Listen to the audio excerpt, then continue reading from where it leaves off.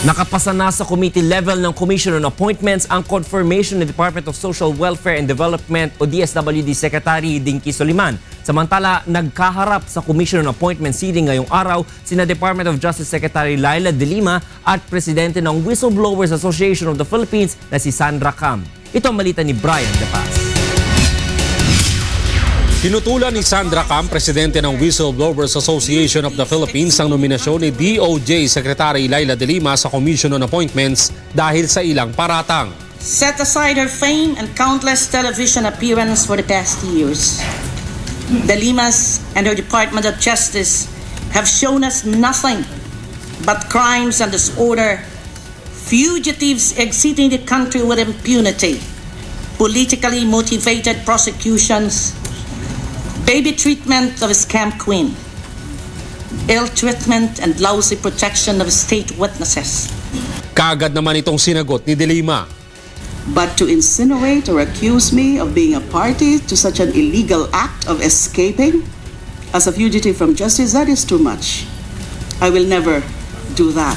Inusisa rin ni Senator Jinggoy Estrada si De Lima kaugnay ng PDAP scam at illegal detention case ni Janet Lim Napoles kay Ben Hurluy. Matapos ito, nagpahayag si Estrada na wala siyang tutol sa nominasyon ni De Lima. Ayon naman kay Senador Coco Pimentel, Chairman ng CA Committee on Justice and Judicial and Bar Council, pag-aaralan pa nila ang mga aligasyon ni Cam laban kay De Lima. Dahil dito, ipinagpaliban muna ang kumpirmasyon sa kalihim ng Department of Justice.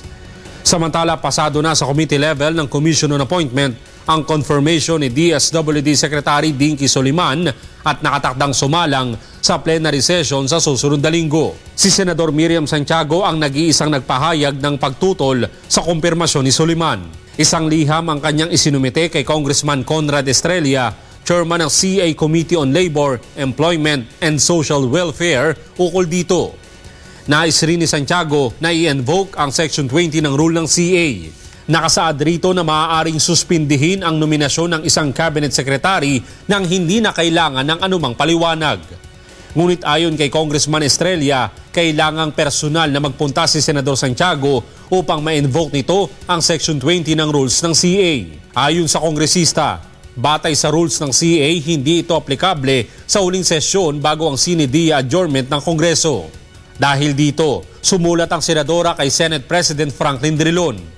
Ayon kay Santiago, tila nasisikil ang kanyang karapatang mag-veto sa ilalim ng CA rules.